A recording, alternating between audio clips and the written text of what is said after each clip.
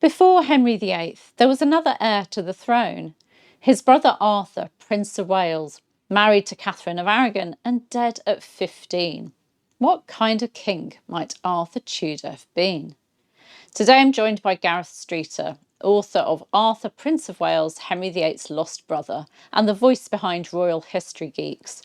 We'll explore how Henry VII built myth and meaning into the very name Arthur, what kind of king he might have been, whether he'd always been fragile or sickly, the ever thorny consummation question, and what the sources suggest about Arthur's character, education, and untimely death. Let's chat with Gareth. A huge welcome, a warm welcome to Gareth Streeter to my channel today to talk about his work, and in particular his book, Arthur, Prince of Wales, Henry VIII's Lost Brother. So I think Arthur Tudor is going to be the main subject of today's interview. So thank you, Gareth, for joining us. It's really lovely to have you here. Oh, brilliant to be here. A real privilege, actually, to be here speaking to you, Claire. So thank you. Oh, thank you. Well, I first came across you with your Royal History Geeks social Hmm. media accounts, and you've built a really strong following with that. But what's behind that? What first sparked your interest in history, and why the Tudors in particular? I think it's a good question. So when I was a teenager, quite out of nowhere, I became a real royalist. Very interested in the monarchy as an institution. And not, I say out of nowhere because well, my family would be broadly monarchist in the way that most English people kind of are, but there'd be no particular sort of push from it at home.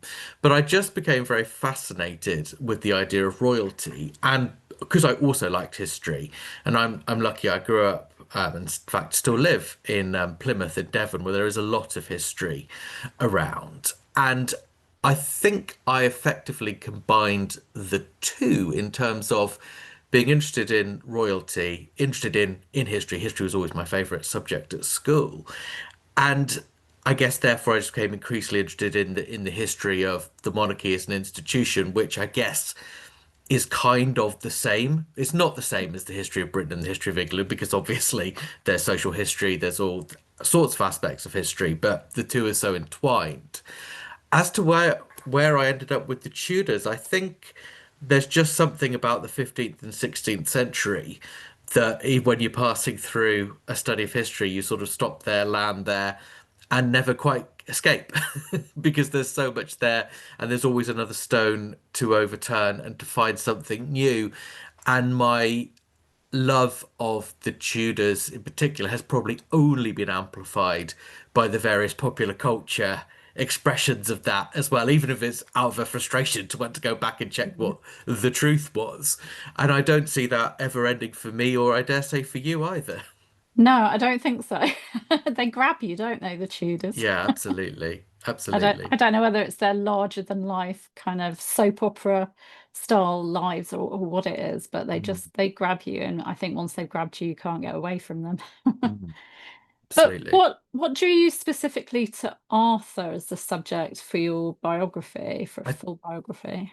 I think it's because my pride the Tudor that I most admire is Henry VII, who in many senses you could argue people see him as the first modern king. I think he was probably the last medieval king. I mean, you could probably have a debate as to what that means, and all those categories are always very limited. And I think that a biography of Henry VII for a first-time writer would be incredibly ambitious. But Arthur is a very good perspective to look at the end of the Wars of the Roses and the beginning of the Tudor dynasty. And I always wondered whether looking at it from his vantage point, a reasonably unexplored vantage point, would cast new light onto it all. And I think it probably did for me as the researcher and as the writer. I'm also fascinated by people who are footnotes. So when somebody only seems to serve a purpose in the story of another, and Arthur, I think, has served a purpose in the telling of Henry VII's story, uh, of Henry VIII's story, i.e., the reason we have Henry VIII, and of course, Catherine of Aragon's story, and never in a particularly positive way, especially for poor Catherine of Aragon.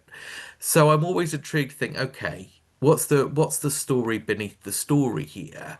And I bet you no human being is ever a footnote. They live their own life and they're the main character of their own story.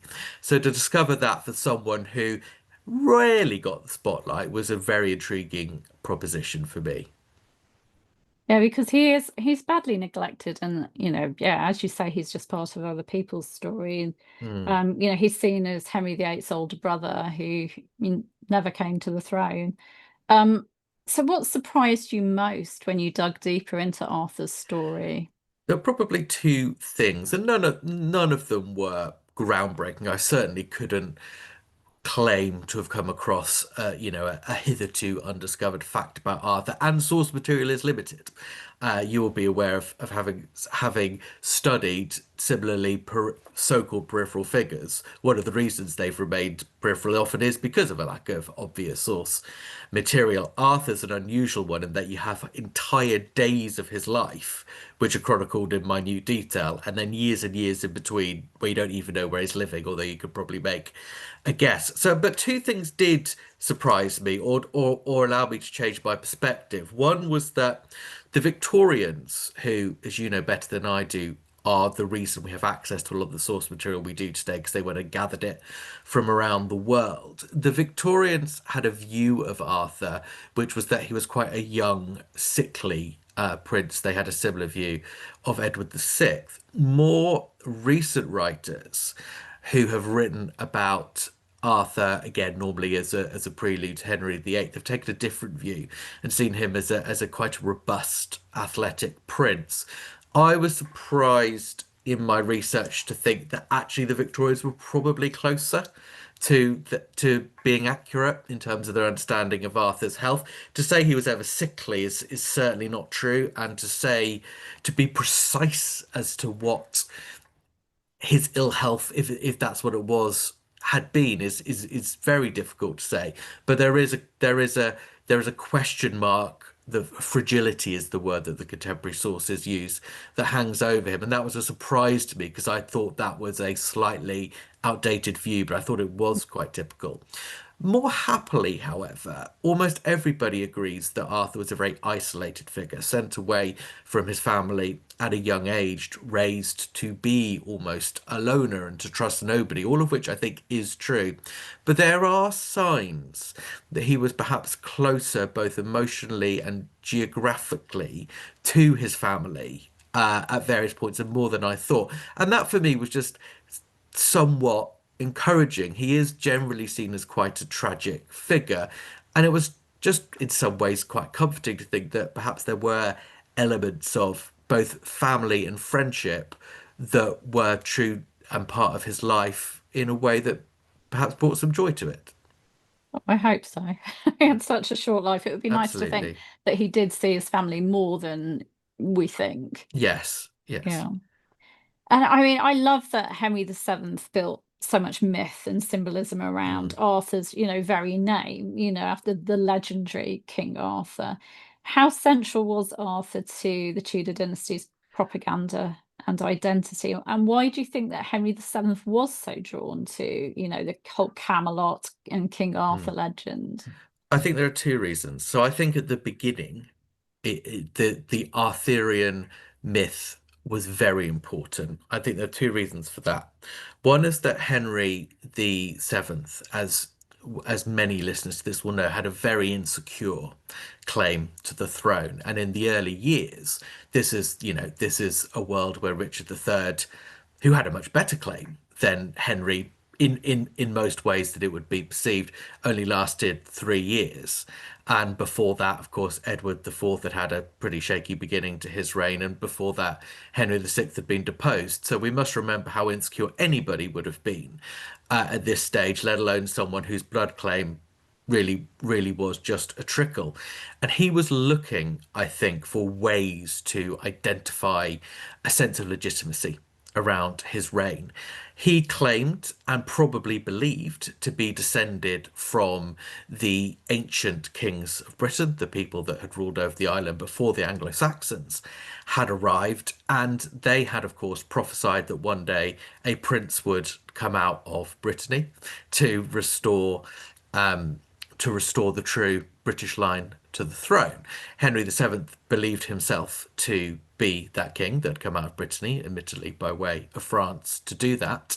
So therefore, he could say, not only am I a legitimate king, I'm the first legitimate king in 800 years, which is clearly a bit of an allegorical stretch, but it was thematically interesting, and therefore he named his son after the most famous of the ancient British kings, which was Arthur.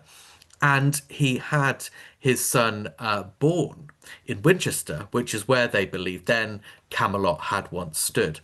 But there's also another much more practical and much more PR savvy reason, I think, that Arthur was born in Winchester and called Arthur. And that's because just in the early months, actually, of the year 1485 that would see the Tudors come to the throne, thanks to the joys of the printing press, the Arthurian literature that the upper classes would have been familiar with for some time had been printed and disseminated in English more widely than ever had been previously. And it was very popular. And I think, in one sense, Henry VII, yes, was doing something very grand, but he was also trying to ride a popular wave and associate himself with it. Clever. I've never heard that one. That's a good It, theory. it That's only it only came to me as I was researching the background to the Arthurian literature mm, and realized it was that poignantly similar same year, 1485, yeah. that all this is happening, and you think, okay, that's clever. Yes. Very sensible. Mm, Yeah. And Arthur was obviously sent, after his marriage to Catherine of Aragon, he was sent to sort of Ludlow to the mm. Welsh marches, and he was given quite a surprising amount of independence there. Was this completely usual? And what does it tell us about Henry It, VII's style of kingship and his it vision? It was following the precedent, really, that Edward IV had put in place with his eldest son. Many listeners will know that Ludlow Castle and all that territory around the Welsh Marches had come into the possession of the crown through the House of York. The House of York had been heirs to the ancient earldom of March, and had come to the crown that way, and Henry VII had retained it. So Arthur was sent there in the footsteps of his uncle, Edward IV. We think Arthur was sent there when he was around 6. That's certainly when he took up positions there, and it's probably likely that he was resident there from then or then thereabout. So he knew it very well. He had a very well established court around him. It was a very carefully put together regime around him, probably more carefully put together than Edward IV had managed to do for his son, and the realm was better represented around it, and no one person or no one faction had dominance over Arthur. But it effectively became a secondary government. It was as fully well, not quite, but it was almost as fully functioning as the government in Westminster. So not only was it a training ground for Arthur, not only was it a regional government over that part of England and Wales, it was also a government in reserve. So if anything had happened, if the Tudors had fallen in London, they could pretty much swing into Ludlow straight away. So Arthur was not just a part of the future, he was part of the political setup in the here and Mm. now. Good planning from Henry VII Hmm. there. I Everything mean, was thought through with Henry VII. yes, yeah. Absolutely everything. And Elizabeth, and I think Elizabeth of York and Margaret Beaufort were also very central to that, Arthur's Mm. mother and grandmother, because if you look at the networks of people around Arthur, you see their influence in that as well. And I think that as a team, those three left very few stones unturned in terms of what we'd call their scenario mapping and their thinking about the future. Yeah. Quite a power team. Hmm, I think Now, so. your book paints Arthur as educated, cultivated, and engaged. And So based on the evidence, what kind of king do you think Arthur would have been? Would he have been very different to his brother, how his brother turned out? It's so difficult to say, of course. And I think as historians, we're always worried about the counterfactual, aren't we? Because we ultimately just don't know. But and similarly, I do paint Arthur as very intellectually savvy, and I think there is good reasons to think that, although frustratingly, our biggest source, Bernard Andre, who wrote about Arthur's intellectual prowess, was also Arthur's tutor. So he had a biased interest in talking about how wonderful both Arthur was and how wonderful Andre was by Mm. extension. Nevertheless, I think there is some evidence to suggest he was studious and pretty good at what he was doing. I think the main thing that would have been different is the circumstances would have been very different because probably without Arthur dying, you then don't get Elizabeth of York dying quite so young. And I don't think the last decade or near decade of Henry VII's reign would probably have been quite as brutal as it ended up being. Similarly, Arthur was so much better prepared to swing into action straight away.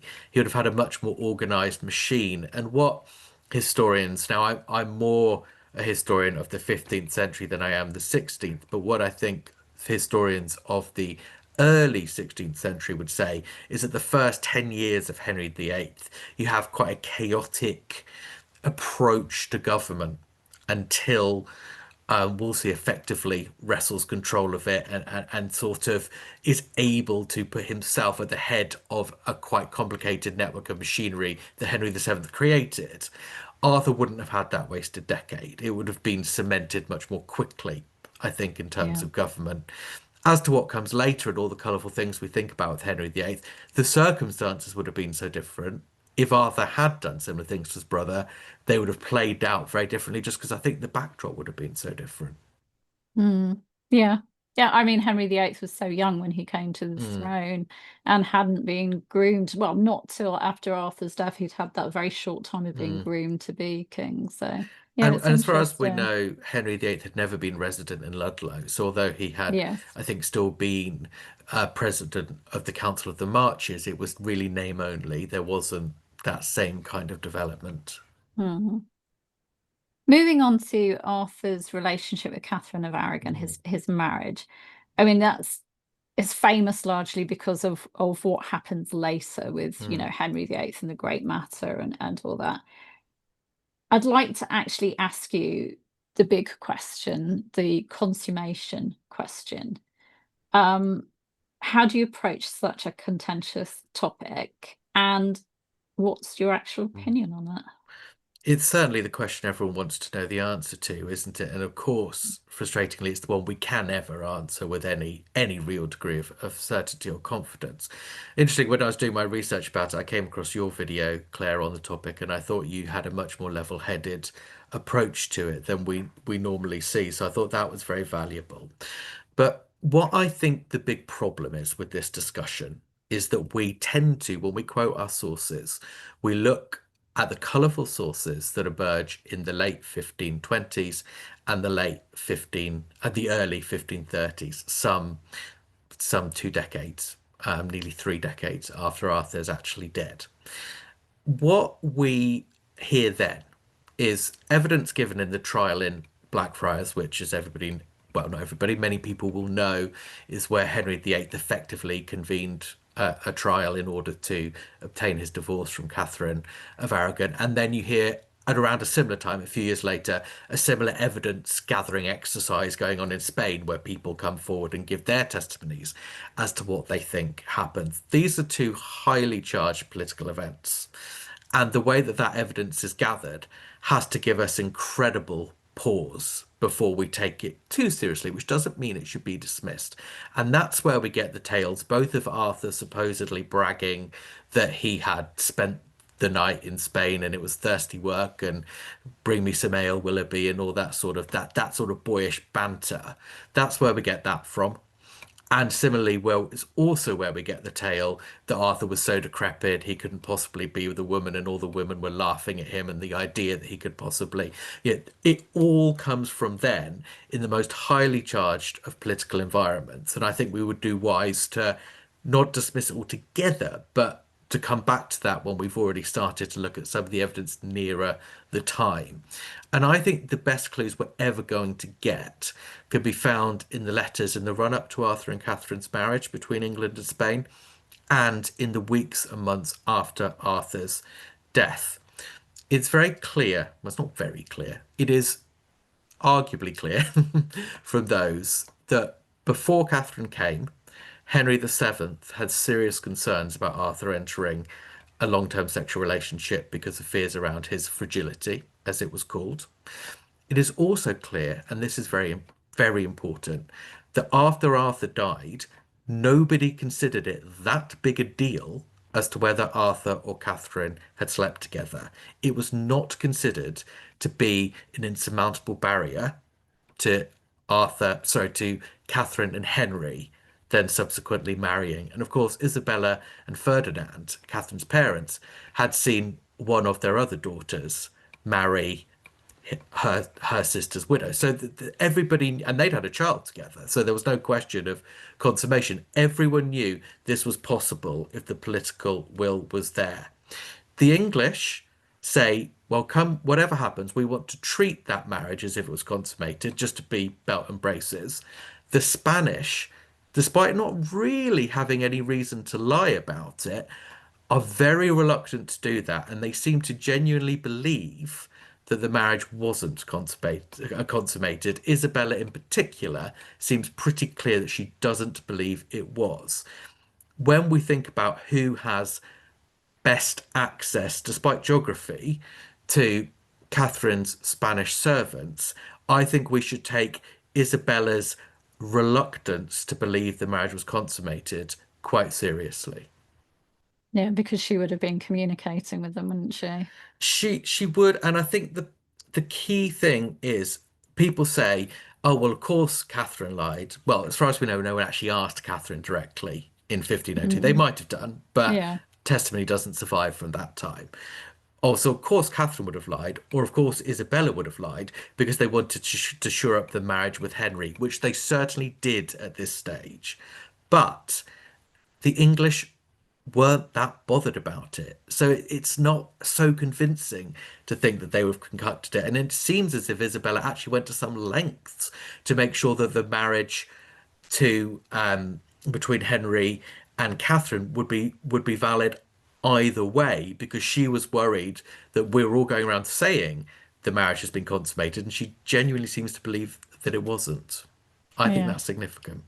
yeah. She wanted to kind of cover all dispensation. She Mm, did, and yeah, I think when we get to the latter evidence, did Arthur say, that was thirsty work, bring me some ale? Maybe, but would he be the first or last 15-year-old boy in history to exaggerate his sexual prowess, particularly if he was embarrassed that perhaps he hadn't performed as yeah, he might have liked to? yes. I mean, the marriage was so short-lived. Mm, They got married in November 1501. He died in April mm. 1502, didn't he? Um, what what do we know, and what remains a mystery about how he died? I mean, what are your thoughts on It's cause of death? it's pretty mysterious. There's a reference, a very slightly obscure reference to the singular parts of him being driven inward, which has led some people to a theory of testicular cancer. I think that probably is a stretch based on that one comment, but it's certainly odd.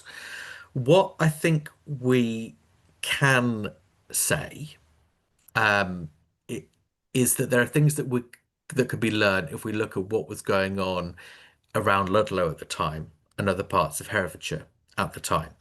Because people have always said, was it the sweating sickness? It seems that if it was sudden, if it came out of nowhere, if he'd been otherwise healthy, it seems to fit the bill of the sweating sickness. And Catherine maybe was ill, although that's not clear, but could have recovered. And that's that, as we know, that happens with the sweating sickness.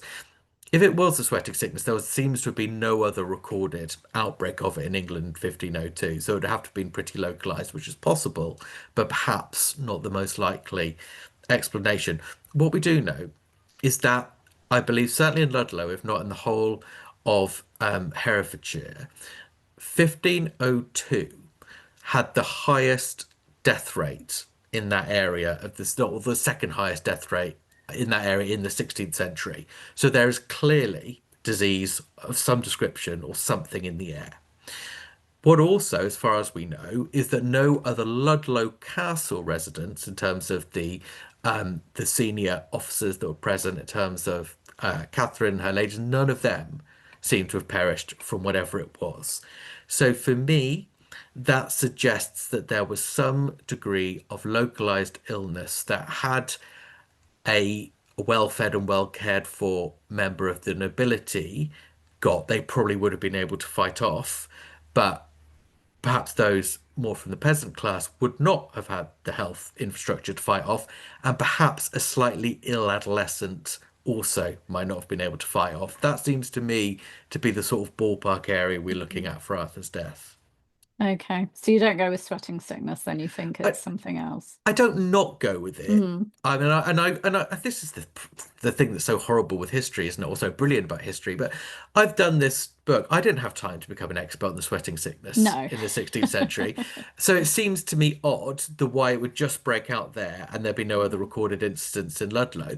But it could be that an expert on the sweating sickness is listening to this and says, actually, that's really common for how we think the sweating sickness worked. In which case, okay, Yeah. fine. But I think some combination of local disease and underlying health vulnerability best Okay. meets what we know.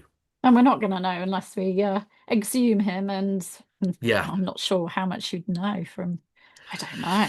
But a No, pathologist today and of could, and of course he was disemboweled in terms of all his organs were oh taken out. So yeah, he's not yeah, all in one place if we were to no, find him. that's true. Mm. Yeah, okay, we won't bother pushing for that then. We'll stick to getting the princess in the tower exhumed, shall we? Yes, yeah. Now, Arthur's world, was still shaped by the aftermath of the Wars of the Roses. Mm. I mean, they were still very much in living history. So, how did that uncertainty affect his upbringing? It's impossible, I think, to think that it wouldn't have been reasonably forefront on his mind. Unfortunately, we don't know his take on any of it. What we absolutely can assume is that he was aware of a pretender, or well, someone who he would certainly have believed was a pretender, claiming to be his uncle and the rightful king of England, in terms of Perkin Warbeck claiming to be Richard, Duke of York, the younger of the two princes in the Tower. And that went on during a crucial period in the 1490s. Arthur was very directly affected by that because it was one of the reasons, most likely, that in the early 1490s, his toddler engagement to Catherine of Aragon was broken off by the Spanish. So although they had been betrothed at a young age, Arthur was, I think, just 18 months. That was actually broken off in the 1490s. A lot of people don't realise that. So this whole thing that Catherine believed from the cradle she'd be going to England, she probably didn't, because for a lot of her childhood, it wasn't on the table. And there was no way that Ferdinand and Isabella, the Spanish Catholic kings, were going to send their youngest child to become queen of a country when she might not survive if the man she was going to marry wasn't actually likely to hold the throne. So that had a very direct impact on Arthur. And actually, it wasn't until the tide began turning in that campaign when it became obvious in 1495, 1496 that there just wasn't strong support for the pretender in England, that marriage negotiations reopened. So I suspect that Arthur had a very general sense of the insecurity of previous decades and what that meant for him, and I suspect he had a very specific sense as to what that meant for his marriage. Okay, thank you. Now, moving on to you now and away from Arthur a little bit. So, you run Royal History Geeks, Hmm. and that's really quite a lively and engaged online community. How has that shaped the way that you research and you share history? It it has certainly shaped it a lot because and actually it made me think quite seriously about whether it was right for me to start publishing because the spirit of Royal History Geeks is that we're all geeks and enthusiasts together, learning together, and there isn't an expert. There's no, we never allow language like, well, I'm sorry, but I've got a PhD, so you have to listen to me. Or it's like, no, that your authority is what you say, what you discover. It's not about who you are or what your credentials are, which doesn't mean those things are unimportant, but that's we're a team of enthusiasts together, just starting with this passion of history. Some people might start by just they've seen something on TV or an old film or they've read something and they want to chat. And so long as they're prepared to come on the journey of exploring what the history is behind it, their starting point can be absolutely anywhere they like. So I did worry that by going down a more conventional publishing route, it would take away from that. But I hope that it hasn't, because I think the way that you write can have an impact on that. And it has made it very important to me that I write in a very accessible way and that I'm clear about what I know. I'm clear about what's speculation when it's speculation, and that I tell people a good, cohesive story. I think it's so important that when you write a book, you package it in such a way that someone can see the sort of clear beginning, middle, and the end. So I think it did Hmm. impact my approach to doing the book. Yeah.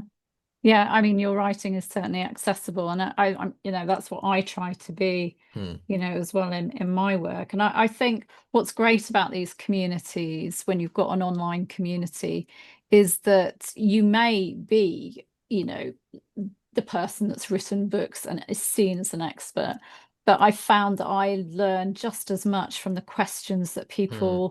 people pose to me that really make me think about another point of view, or when they share their opinions, and you all learn from each other, don't you? Hmm. So I think it's wonderful You to have a do. community. And I have to say, I think the work you did with the Anne Boleyn files has set the standard for online royal history discussion. Oh, thank Now, you. I think it very much paved the way. When I got involved in this world, I don't think I'd realised how established there already was as an audience because of the work that you and others, of course, particularly Hmm. around Anne Boleyn, had done. So I think that a lot of us are benefiting from that in your wake, so to speak. Oh, thank you. So going on to your writing Mm. process, what is your typical writing process? Are you a very strict, routine-driven writer, or more of a binge researcher and writer? So I write for a living, and I always have. So I'm a PR guy in real life, if you like, and basically a writer.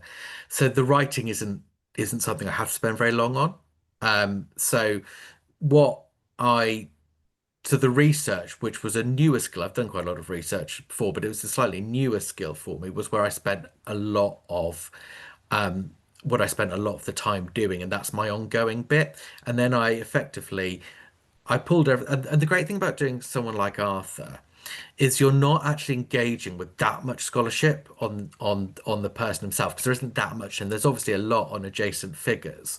So what you're really trying to do is pull together a timeline of literally where he may have been as at any given moment. Which if you're doing Henry VIII, that's less of what you're doing. There's an element of it, but you're really trying to sketch out literally where might he have been living, what sort of activities might have been doing.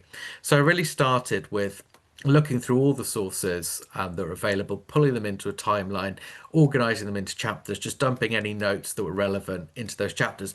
Then what I would normally do is I'd go away for a long weekend or a week once, just sort of to a hotel room by myself and actually blitz the writing, because Mm, that for me, I knew could always come together quickly, whereas the research was a much more extensive process. yeah.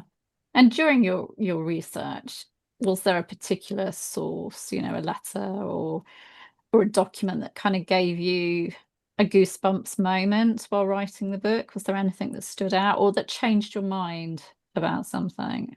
I don't know if there was a goosebump moment, only in that um only in that the source material is just so sparse. So I don't know if it was a goosebump moment, but you know how I was saying earlier how I thought there was evidence that Arthur was closer to the family unit of that first Tudor royal family than was previously believed. What I there was a summer in the 1490s when it's clear that Arthur is at court at Woodstock with the rest of the family, but we only know about it because a visiting Italian ambassador writes about it. That's the only reason we know. However, what I also noticed was just after the summer, Henry VII paid Arthur's musicians a reward, which suggested he'd probably recently seen them in action. Then I thought, well, hang on, that makes sense because we knew Arthur was with him. But then I started noticing around the similar sort of time in other years, he was also making those payments. Now, it could just be that he did that every summer. But actually, I thought, but hang on, if it weren't for that letter, we'd only have this payment.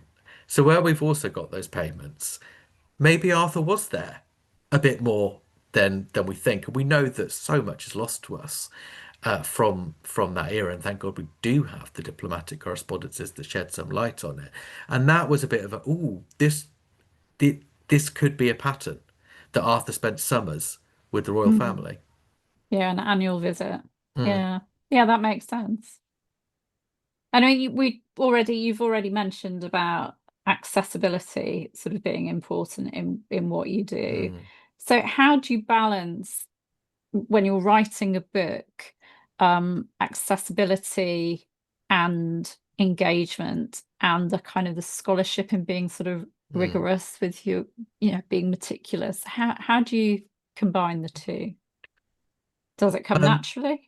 It does come reasonably naturally, just because my whole career has been about taking reasonably complicated ideas and trying to explain them simply. But one of the particular ways I did that with this book, which I don't know was actually 100% successful, was I paused the narrative every well about three times to take an issue and then examine that particular issue. So Mm. Arthur's health, the consummation question between Arthur and Catherine, and then something around, what Arthur looked like, etc. And sort of did those thematically. And actually, some people's feedback was generally very kind. They said, actually, we found that weird because we felt we were jumping around the narrative.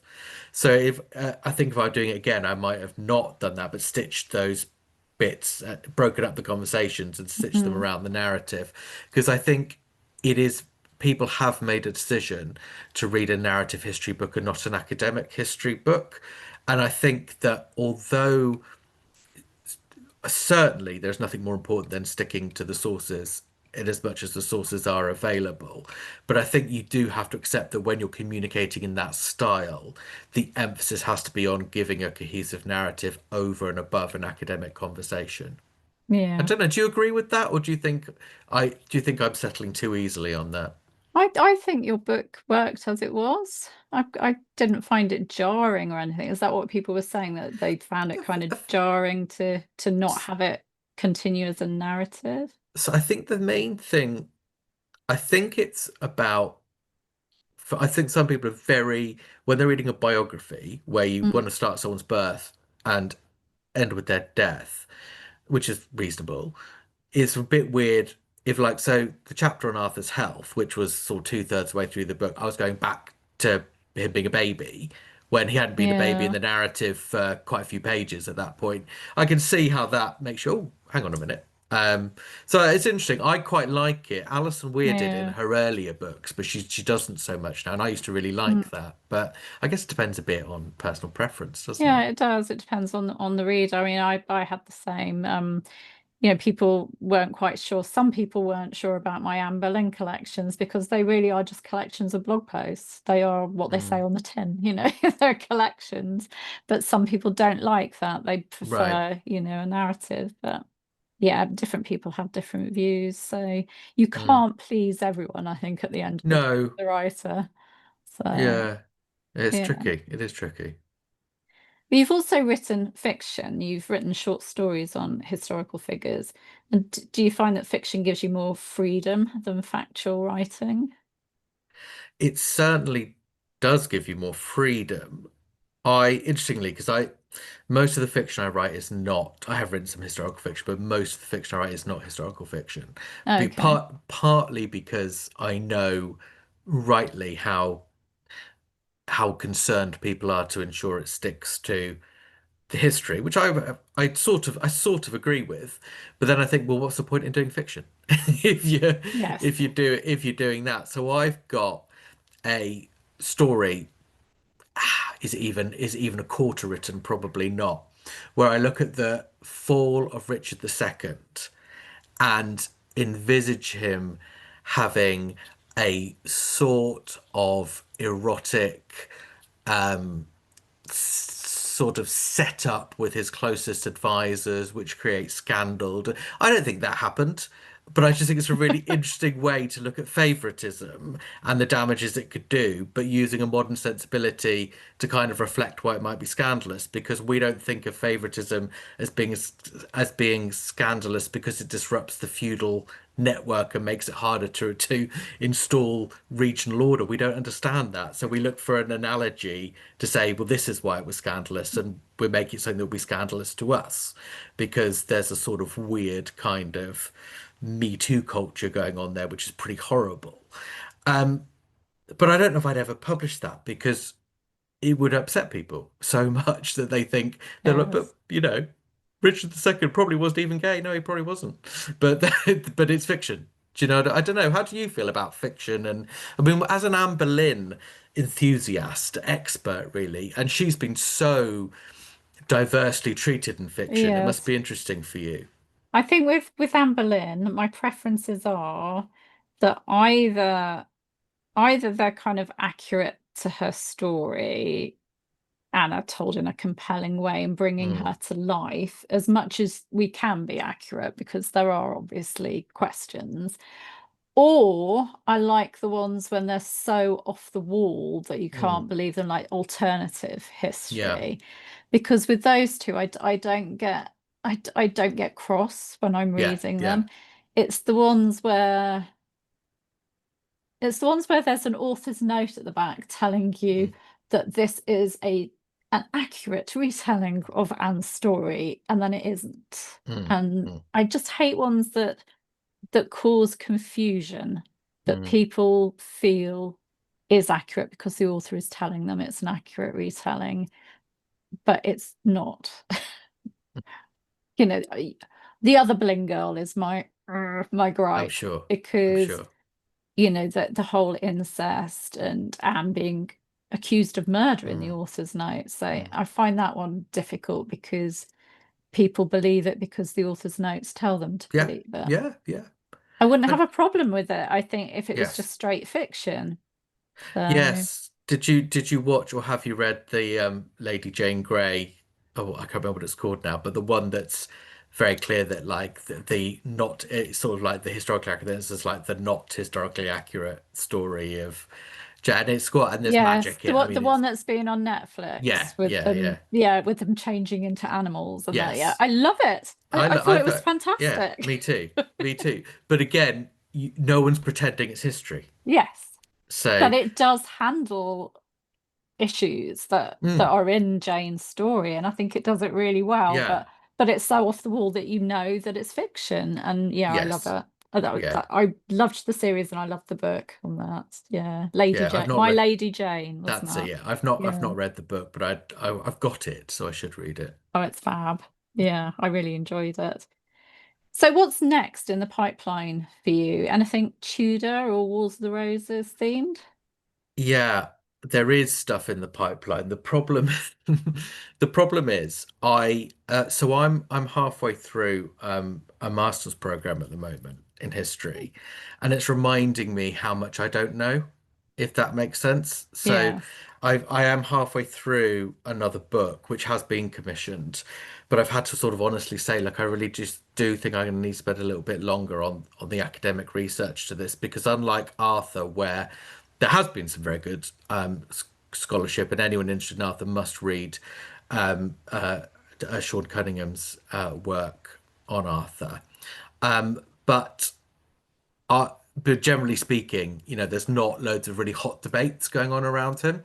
That's not true of the next book I'm working on because it's set in sort of 1483 to 1485 and the fall of the House of York and the rise of the House of Tudor, which, as you know as well as I do, there are very strong sensibilities about. So I'm just taking much longer on it than I thought I would in order to make sure that I can still feel that I'm happy to put my name to a year after publication, if you see what I mean. Yeah, that's a tough subject to handle Yeah. because, as you say, there are so many really strong feelings. I mean, things get nasty, don't they, online when you start looking at that period.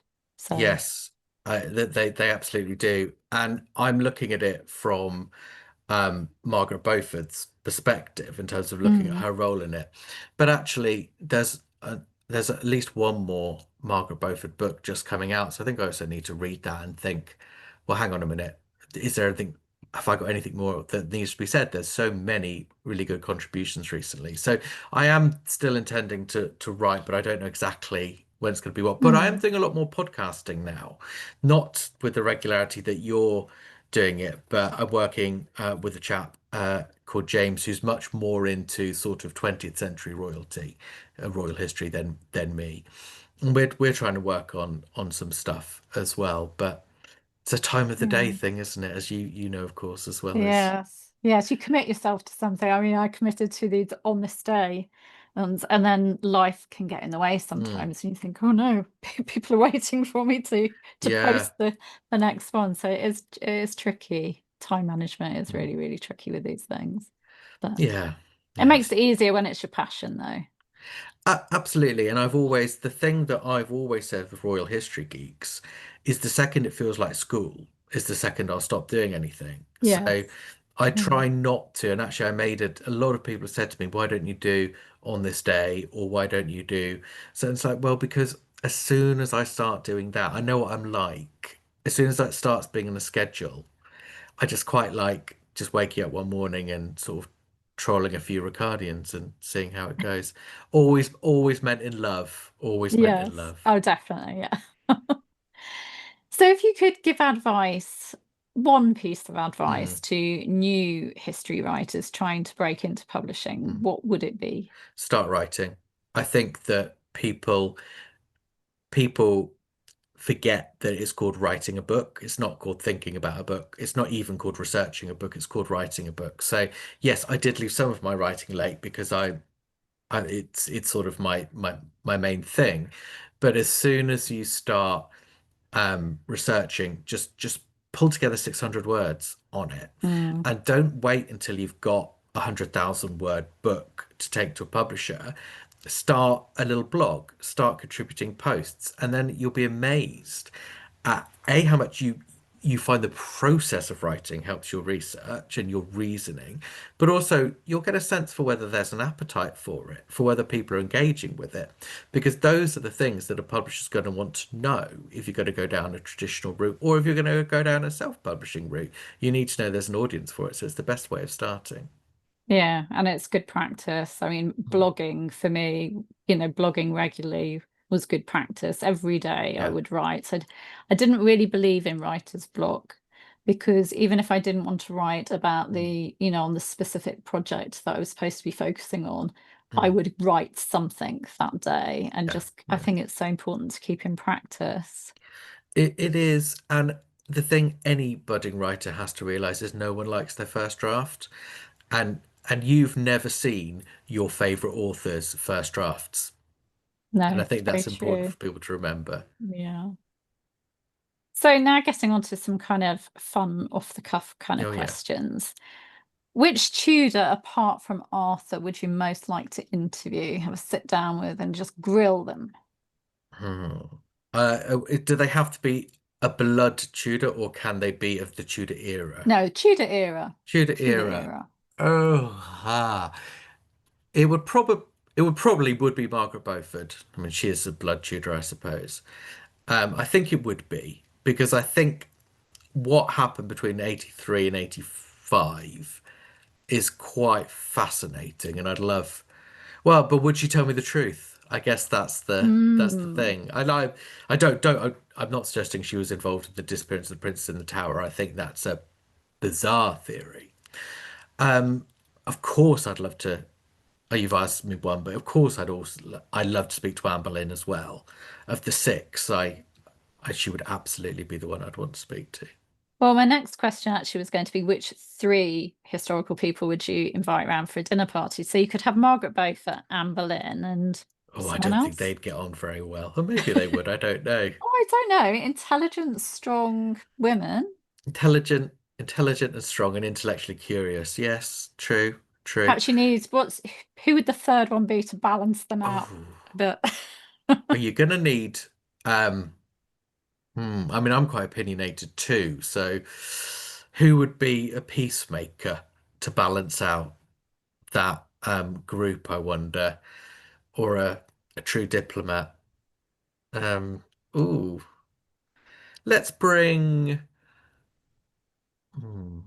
Do you know what? Actually, I think she wouldn't be the peacemaker. I think it would have to be Elizabeth the First as well. I still think she's much later than I'm normally interested in, but I still think she has to be one of the most fascinating people to ever wear the crown of England, doesn't she?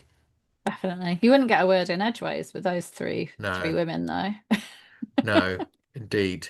My Middle English is all right though, so I think I'd follow much of Okay. it. Favorite place to visit to feel Arthur's world the most vividly?